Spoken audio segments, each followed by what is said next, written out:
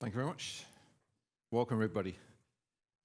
So I assume because you're here, you're either implementing continuous integration or thinking about implementing continuous integration. Otherwise, you wouldn't be at this conference. And presumably, you're in this session because you're either thinking about moving to Oracle or working with Oracle at the moment, and perhaps wondering how to get your database development into that process. Any of you not fit any of those? Otherwise, perhaps you're in the wrong room. So you're all using Oracle, I assume. Anyone not using Oracle? Okay, you're not using Oracle. Okay, that's fine. Let's say we're just using Oracle as an example. You know, Oracle is the biggest database vendor out there, so that's why we have built a solution around Oracle. Our Toad products cover a multitude of different database platforms, but the most predominant one is Oracle. So it seems sensible to talk about how to bring Oracle database development into the workflow. How many of you are wrestling with the problem of figuring out how you're going to get your database development processes into an automated workflow? Good. Hopefully we can help you. So I'm not going to talk about, normally in these presentations, I'm going to talk about what is DevOps, what is Agile, what is the problem, and all that good stuff. But I think there have been sessions already that have kind of focused on that. One of the questions that often comes up is, given the fact that Agile has been around for so long, over a decade, why is it that database development is still in the dark ages? Why is database development not moved into Agile already? Why is it only now that people are trying to figure it out and bring it in? And I think part of the problem is risk. You know, the state of the database continually changes, therefore it's trying to hit a moving target. Application changes are easy to back out. Database changes are very complicated and risky to back out. So when you're making deployments into a moving target, you've got to think very carefully about, is this actually going to work and not break my running production database? So that's the continuous deployment side of things is not what I'm going to talk about in this presentation. What I'm going to focus in this presentation is continuous integration. An interesting thing is when we look at a lot of database development shops, they're actually not doing quite a few things that they really should be doing that their application colleagues are doing. And that's one of the things that really I'm going to focus on in this presentation. So look at the challenges of adopting Agile in a database environment. And then I'm going to start off by talking about 2 or 3 use cases, because I think this provides some context before we get into what we do. Let's look at the problem first and figure out what the problems we're seeing out there. You will probably, I hope, recognize those problems in your environment. I say these are fairly common. There are common patterns in the customers that we see in terms of what problems they have. And I'm going to be a little bit brave here. I'm going to do a live demo, which is always a little bit risky at these types of things, but I'll give it a go. And then actually show you how you can take traditional database development on Oracle and create some of these processes you may be not doing, like unit testing on your database code, simplify that process and bring it into an automated workflow, and more importantly, bring it into an automated build process that you might have as part of your continuous integration. What's coming next is something that we continue to work on. This is not a finished solution. We have a solution that works. We have customers that are using it. We have customers that are successfully integrating automated unit testing and automated code reviews within an automated build process using Jenkins or Hudson or Bamboo or anything similar. So it works. But we're not satisfied with that. We're looking to improve on that. And so what's coming next is a look at what we're building this year to improve upon what we already have. And then I've got some resources. So if you want more information, there's actually on some of the front row, I'm not sure how many seats we managed to cover, but there are some brochures around which go into detail about some of the aspects I talk about in the presentation. So probably preaching to the converted here, you probably understand the differences between doing Agile database development on the application side, which is the top part of the slide. On the database side, the traditional sort of waterfall approach. The problem that we see in a lot of organizations is they're doing application database development and they're completely different types of processes. So if I could start the automation going, you can see a typical application development team here, checking their Java code or .NET code and source control, triggers an automated build process in Jenkins or Hudson or Bamboo, does a number of different things, test, compile, static code, code review, and then normally then you would just fire that off to your target environment, so you'd have a continuous deployment process. The problem is that we've got dependencies on the database. Your database development is following an entirely different process. So they're doing some of these things, not all of these things, but they're doing it in a very linear fashion. And basically, you can't release any of this stuff with database dependencies until the database part has caught up. So this is effective as a bottleneck in your organization, and that's the thing that we commonly see. Is this something you recognize in your organization? So what we have to figure out is how do we change the way we do our database development so that instead of having 2 to 3 month release cycles on your database side, we've got to try and achieve what is being accomplished on the application side, which is a much shorter release cycle. So we have to redefine the way that we do our database development. So we have to try to figure out how we're going to shorten our release cycles without compromising quality, without compromising the integrity of the code, without compromising the performance and scalability of the code. It's very easy to say, oh yeah, we can achieve Agile, we'll just do things faster. But then you end up with junk code hitting production faster than you would have done before. So you're not alleviating the problem, you're actually aggravating the problem. If you just crank the stuff out faster and try to cut corners. So cutting corners doesn't work. So you've got to start looking at ensuring quality. There's been a couple of presentations yesterday that really said, made this point that when you move to Agile, it's not about cutting corners and forgetting about quality and reliability. You've actually got to do more of that because now you're in an automated pipeline. But if you can achieve that, then you will reduce risk because now you're delivering incremental value to the business at lower risk than you would have done if you deliver massive value at the end of 3 months with a high value with a high risk, and then you can lower costs to the business as well. So what I'm going to focus on is these 4 boxes here, which we can deliver into a continuous integration environment. It starts off with tracking your code changes. So by that I mean version control, using version control. This is paramount. If you're doing database development and you're not using source control, frankly, you're mad, unless you're in a very small team. So imagine most of you, if not all of you, are using source control. Anyone not using source control in their database development environment? You're probably not going to admit it if you don't, right? Then we have to automate unit testing. Now, it's probably a bit of a leap here. How many of you are already doing some kind of unit testing on your database code? Some of you. All right, what about the rest of you? No. So you're releasing database code untested. Okay. So you've got to think about testing, which is hard, right? Testing database code, Oracle PL/SQL code is difficult. It's very timely. And you end up writing a lot of other code just to test a program. And then you've got to think, okay, now I'm doing testing, I've got to figure out how to automate it. All right, so when I say automate unit testing, I'm making the assumption that you're doing some testing anyway. But if you're not, that's the first hurdle you have to overcome. And when we go to see different customers, that's the first hurdle they have to overcome, is, well, we're not doing any testing. Well, that's your starting point right there. You've got to start doing testing. So start testing your code. Code reviews. Now, this is done in a manner of different ways. It's a bit piecemeal. It's very lightweight. It doesn't focus on all of the code, and it's very subjective. Right? I give a piece of code to one of my colleagues, ask them to check it over. Yes, that's fine. I get what it's doing, but it's not really properly documented. It doesn't look at best practices. It doesn't look at the techniques that are used. It doesn't look to see if you can leverage any of the newer technologies on later versions of Oracle, for example. That type of thing. So you want something that's much more objective, something that's a bit more scientific, but also something you can ultimately automate. It's got to be repeatable. Okay? And then the fourth one is tuning. Now, tuning is always a challenge, I think, for most developers. It requires some experience and knowledge of what you're doing. I speak to developers a lot and say, how do you do tuning? Well, I'll look at the execution plan. Great, then what? Well, I'll look some more and I try a couple of things and I sort of give up after an hour because, I can't get my DBA to do it. He's too busy.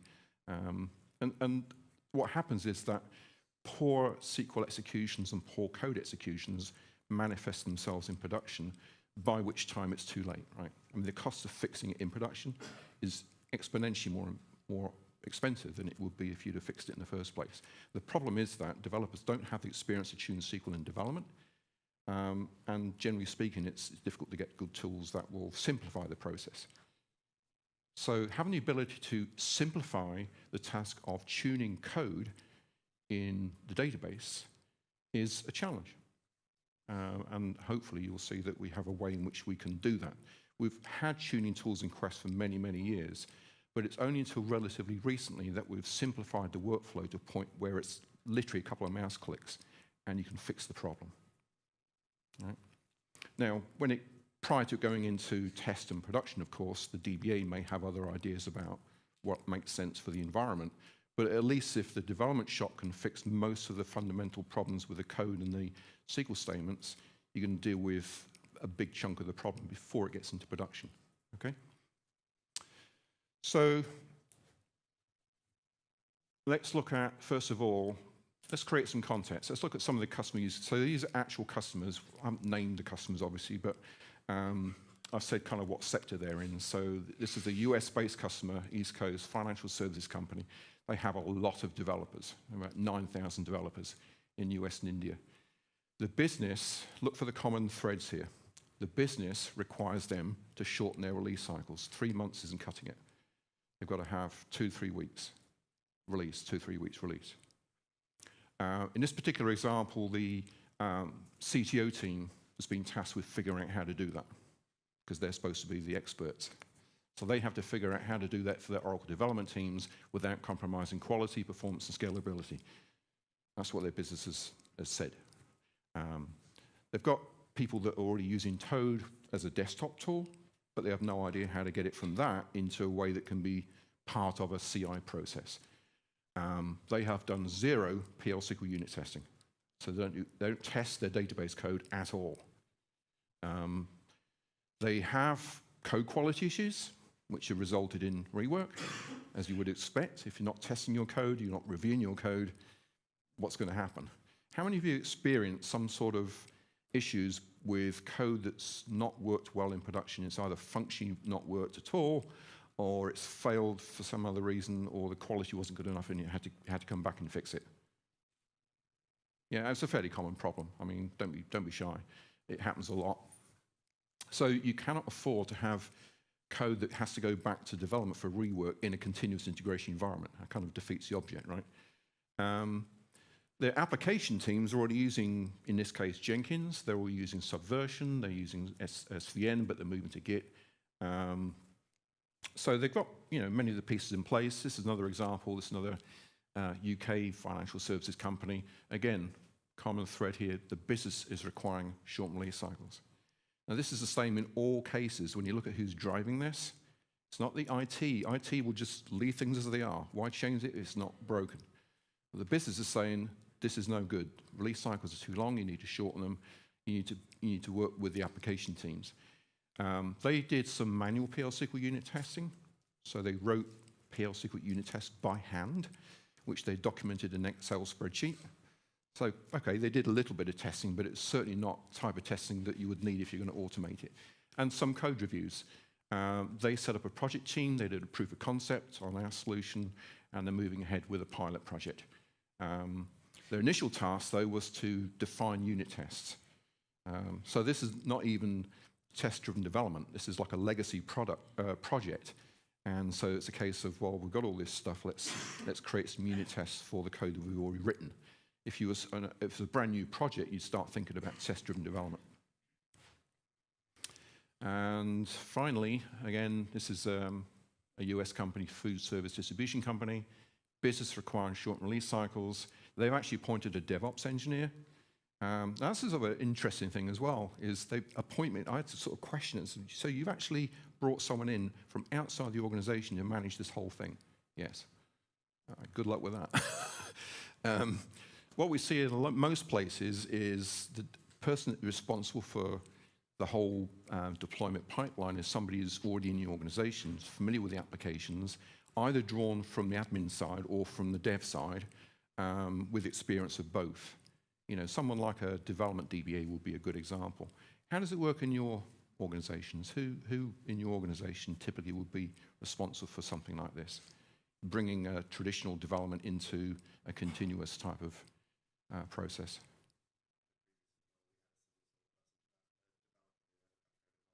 Right, right. Anyone else? Similar? Anyone actually have somebody who has a title of DevOps engineer? What, a couple of you, okay. Yeah, so this is what we had here. They did some manual testing. They actually want pass-fail reporting back in Bamboo. So they want to have, they actually specifically said we want to do code testing, but we want to have the unit tests and the code together, because obviously as the code evolves to new versions of code, then you might have additional unit tests that weren't relevant to an earlier state of the code. So they actually specifically wanted unit tests and code checked into source control. And then when they run the automated testing, they want to have reporting back inside of the build process for the database code, the same as you would on the application code. They're using Bamboo, they're using SVN and Git, and they're looking to eventually deploy into a hybrid cloud infrastructure. So, you know, a variety of different use cases, but some common factors. Okay.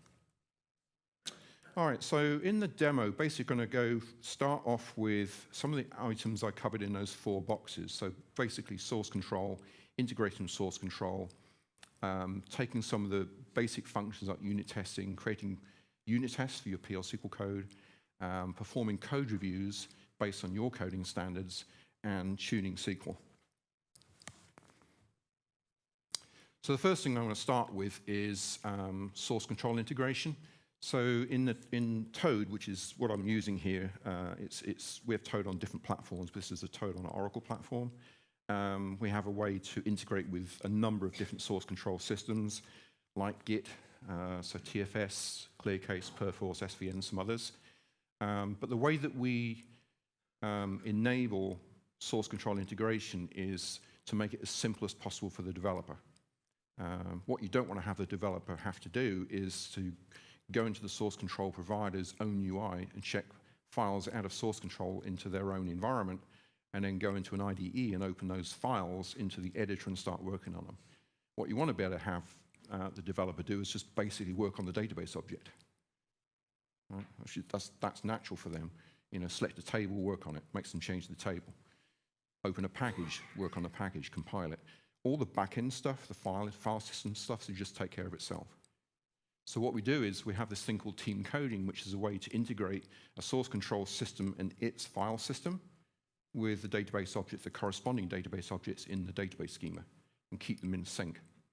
So every time a change is made to a database object, we update the file to its next version and check it back into source control. Make sense? So you separate out the task of working with the files in the source control system from what the developer's really trying to do, which is work on the database object. And if for some reason something gets out of sync, then the developer will be told that this is out of sync. Somebody may have, you know, gone into SQL Plus and done something and not checked it in. Now the code in the database is out of sync. They'll be told that it's out of sync, and they can compare them side by side, and they can either merge, or they can say, well, actually, this is the right version, or whatever. They can make that decision. You can also, when you're doing this, you can optionally have some policies built in. So what happens is when the developer's making a change to, say, a store procedure, you could have a policy that says, okay, when you're about to check this store procedure back into source control, run all the unit tests, run any unit tests associated with the store procedure first. Because if any of those unit tests fail as a consequence of what that developer's just done, you don't want to have that in a build because it's failed some tests. And you can do the same thing with code reviews. So if you set up your code review, you can have a policy in this that says, when you're about to check this code into source control, first of all, does it meet the minimum quality checks? Because if it doesn't, I don't want it in this build. So you can reject it, and the developers can get a notification that's been rejected, and they need to fix the problem before it's allowed to be checked in. So that's a very simple way that you can deploy things like unit testing and code reviews on the fly at the point the developer's checking code back into source control.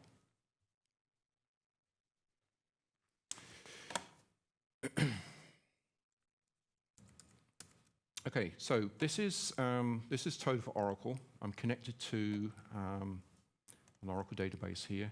These are my different connections. I'm connected to a local database here, and this is kind of a development environment. In the middle section here, you can see some different tabs. By the way, how many of you are already familiar with Toad?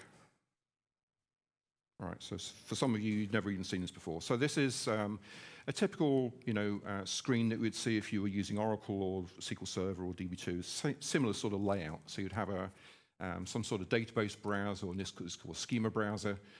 You can select different schemas from here and view the objects in there. The objects are broken out by tabs, or you can have a tree view. It's entirely up to you.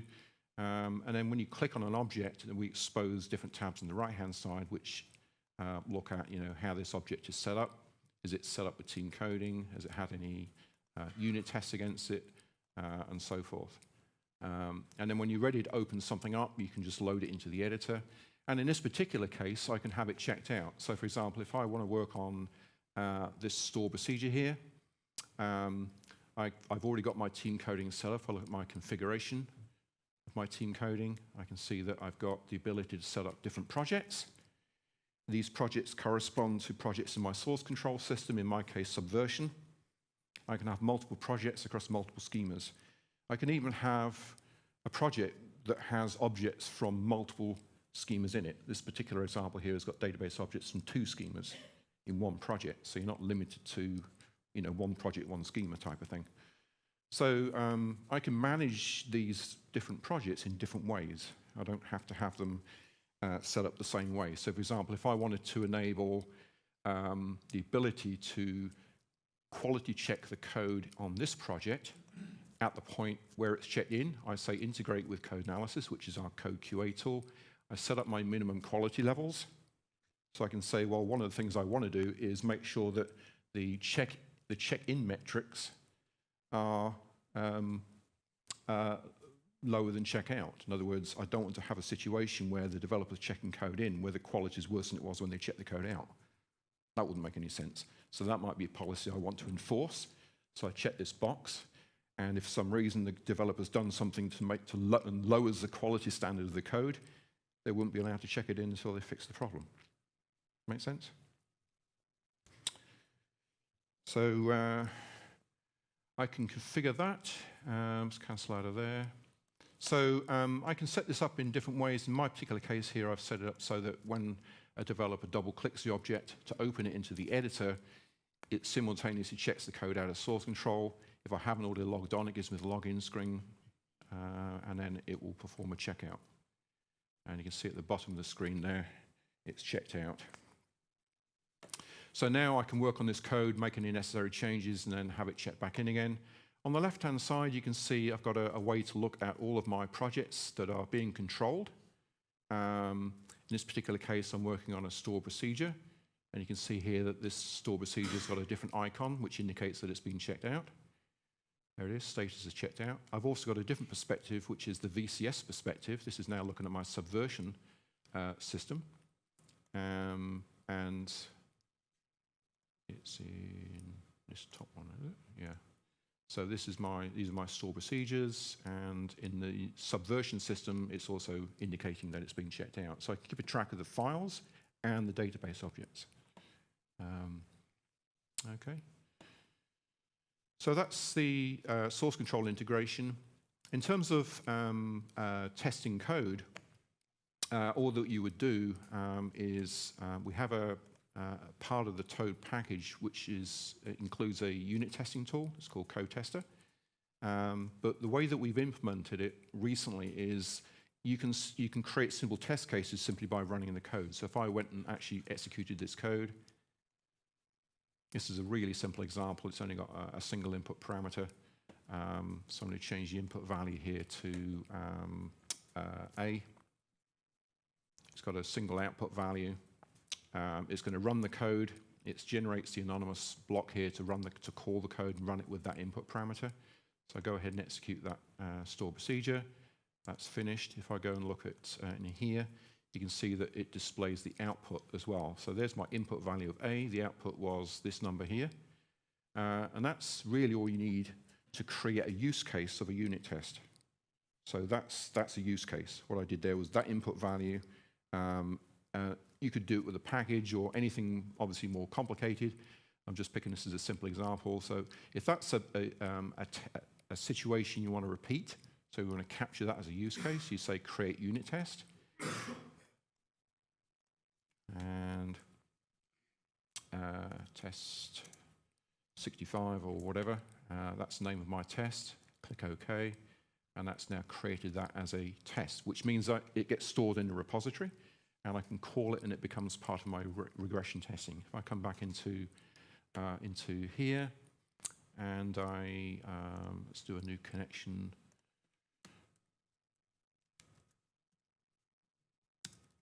So this is the actual testing environment itself. So what I want to do is make a connection to that. And my database is this one. Connect. So what I can do in here is I can look inside of the test repository, and I just want to show you that this test that I just ran, which was in this store procedure, test 65 is there. So that's the test I just created. And if we look at the test code, so what this tool does basically is based on that input value and either the expected outcome or the actual outcome, depending how you do it. If you go in the actual testing tool itself, you can follow test-driven development. So you can say, well, if I use this input value, I would expect this to happen. And that's my test case. So you can create test cases ahead of the code, which is, in a perfect world, that's what you would do. In this particular case, the output was generated, and it created a test package, okay? And my test package, recompile. Let me just find another one real quick.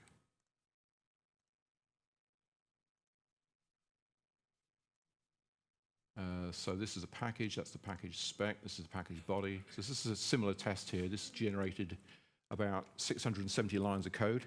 You know when I said that creating unit tests for PL SQL code is hard? That's why. You generally end up writing about 10 times more code than the code unit that you're actually testing. That's why no one does it. You know, so having the ability to just create unit tests very simply by running the code is going to be very beneficial to developers. Okay. What about code reviews? Well, if I want to run a code review, I can run that just by selecting this button here and just say analyze the code.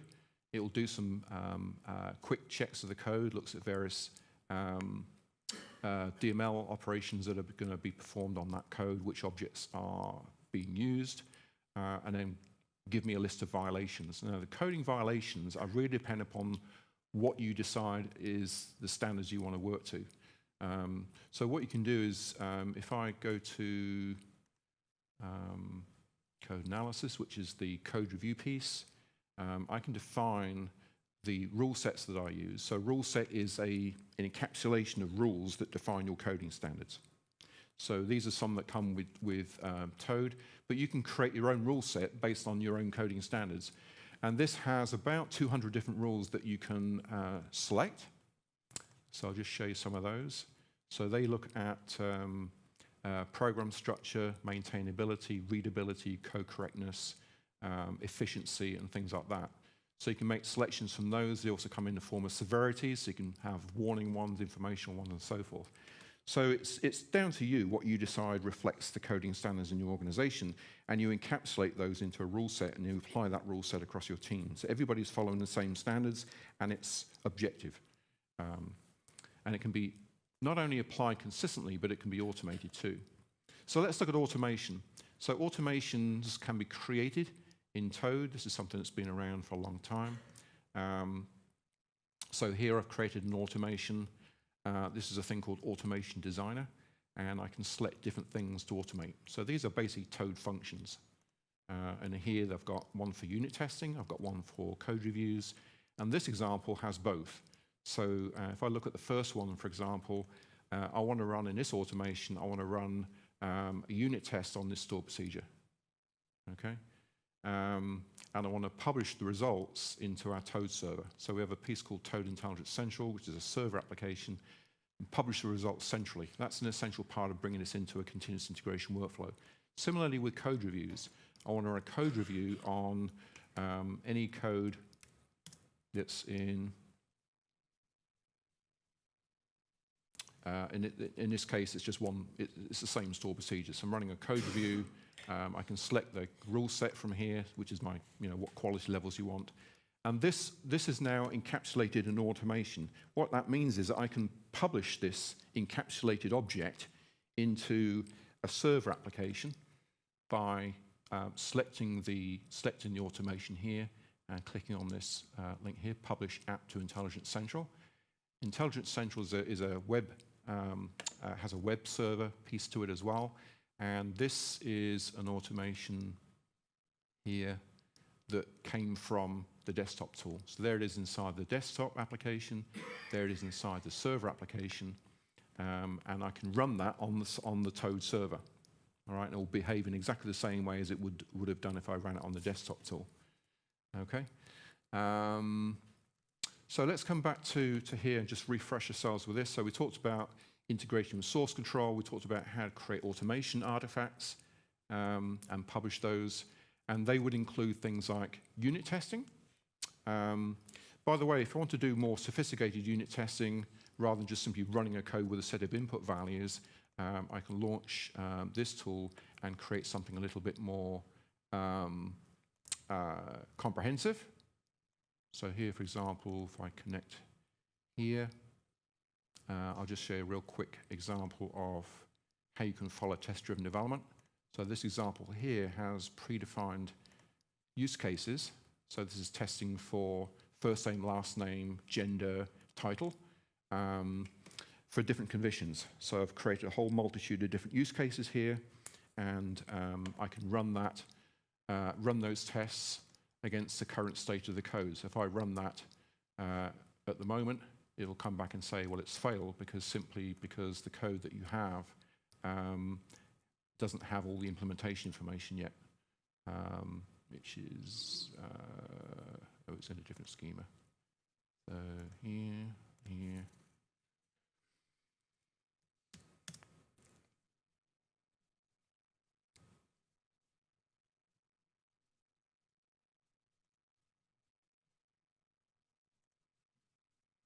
Right, so here's a function called salutation. You can see it really doesn't have much in it at the moment.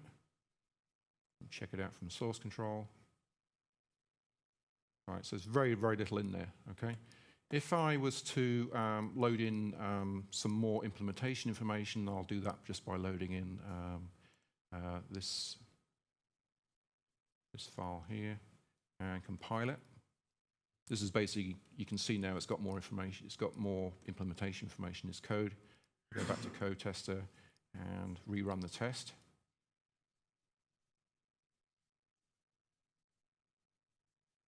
Let me recompile the test code.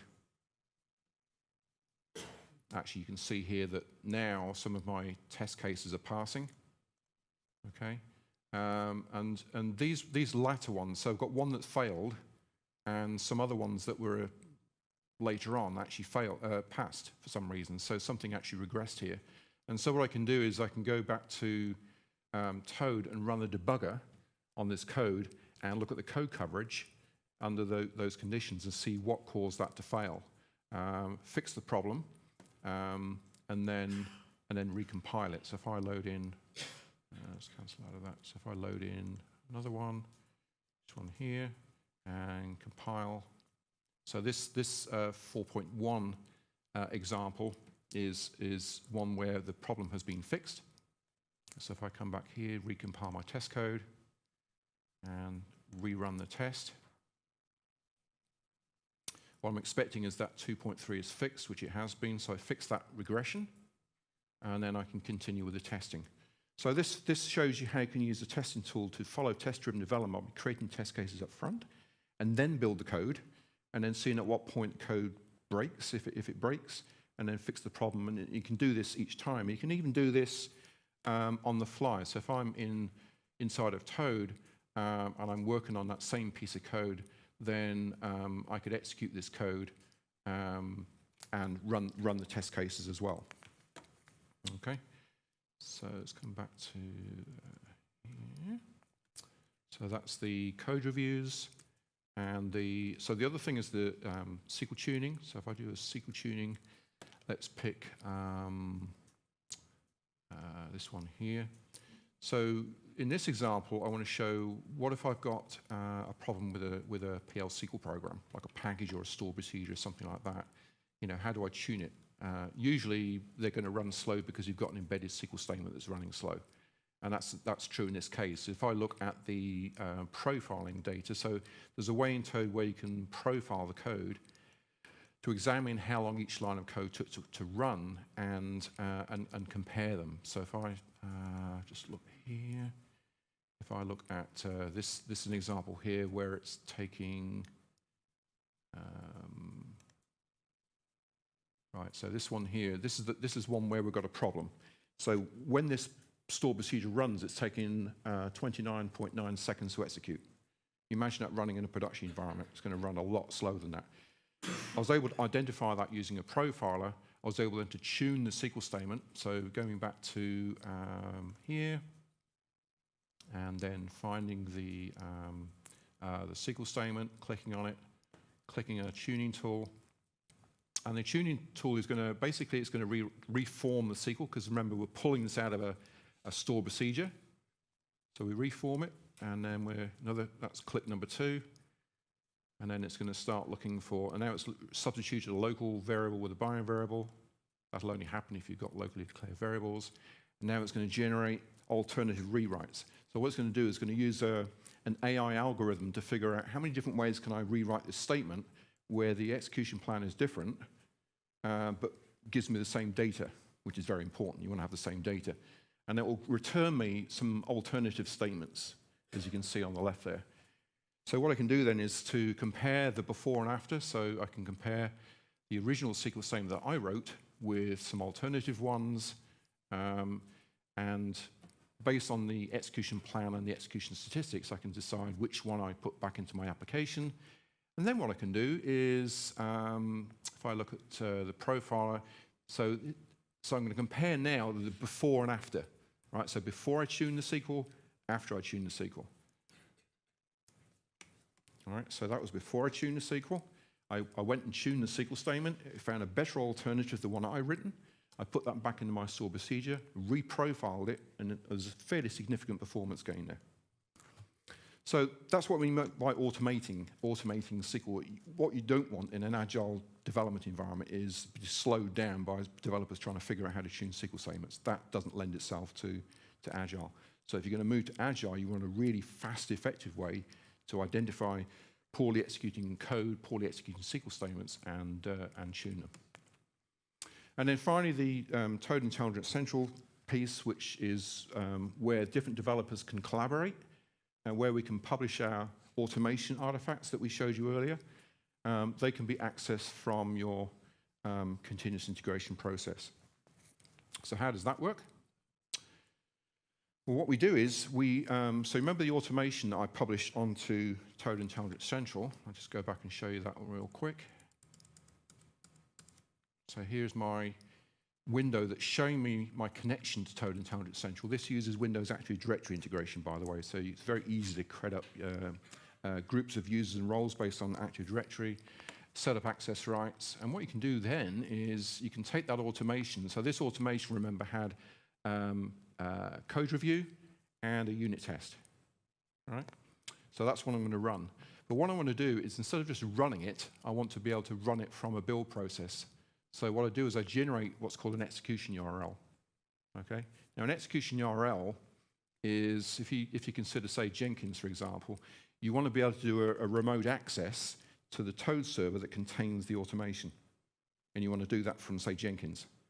So in this example, Jenkins, the way that you would do that remote access API is you'd use a curl statement. Anyone familiar with curl? Okay, some of you. So this is basically a way that you can take your build process and do a remote access call through a REST API and run something on a remote device. Okay? And that's what we're doing here. So we generate that for you. So that's effectively what that is. That is URL. So this becomes part of an HTTP post method. And that enables you then to take that automation and run it from a build process. Okay, and here's an example down here. All right, curl, and then it's running the Toad executable on the server. It's running a post, and then it's got that's this string here, and that basically tells Jenkins to run this automation on the Toad server and run whatever's in that automation. Whatever's in there. It can be schema compare, data compare, unit tests, code reviews, whatever. So what we do finally then is we basically bring application and database development together. So when you do your build, you're combining your application code and your database code together into that build. Make sense? Questions? I know probably not that much time for questions, but any questions? The tests that you showed, can I see those in a code format, source control? Yes, absolutely, yeah. So one of the things that some customers said is that, you know what, those tests are great, but because the code evolves, so does my unit tests. So I want to check in my source code and my unit tests as a matched pair. Yes, you can. The test, what you call from Jenkins, does it return some result on how Jenkins can understand if the results failed or not? So at the moment, because we're using REST API, it's somewhat limited. The test results are actually on our Toad server. All right. If I show you this real quick, this is what we're doing next. So I said, well, this is not standing still here. We're moving on to the next thing. All right.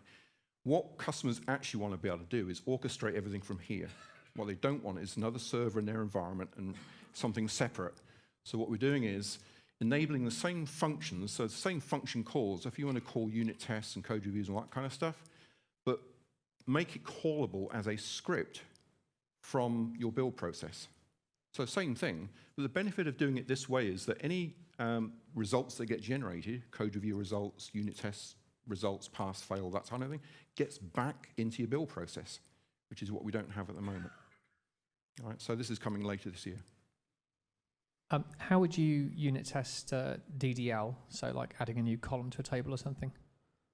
So with tables, what sort of things are you going to be looking to test? I mean, with a functional code program, you're looking to test the functionality of the program. That's what the unit test is for. But for tables, and what sort of things are you looking to? Well, I don't know what I'm looking to do. I know the problem I had was I worked with developers who use a lot of Hibernate, so they would randomly add new properties to classes. Oh, I see. And then they would frequently break because they hadn't told me. So, you know, we hadn't caught the addition of the columns in on my side. Yeah, so the testing that we have is purely for code, not for tables, constraints, indexes, things like that. Yeah. Yeah. Thanks. But objects like tables and constraints and indexes you can have in source control. So that team coding thing I showed you can include, it's not limited to code, you can have tables. So if somebody wants to alter a table, or somebody tries to alter a table, if it's being controlled by team coding, it'll say, you need to check this out first. I'm not going to let you alter this table unless you check it out. And then they can make their alter table and then check it back in again. So you have a rolling history of all the changes. Yeah. Can I just say we are just heading up to lunch. There's plenty of time if you want to hang around. Obviously, get your questions in. But for everyone else, lunch is about to be served on the 5th floor. So thank you very much. But please do hang around and ask questions as well.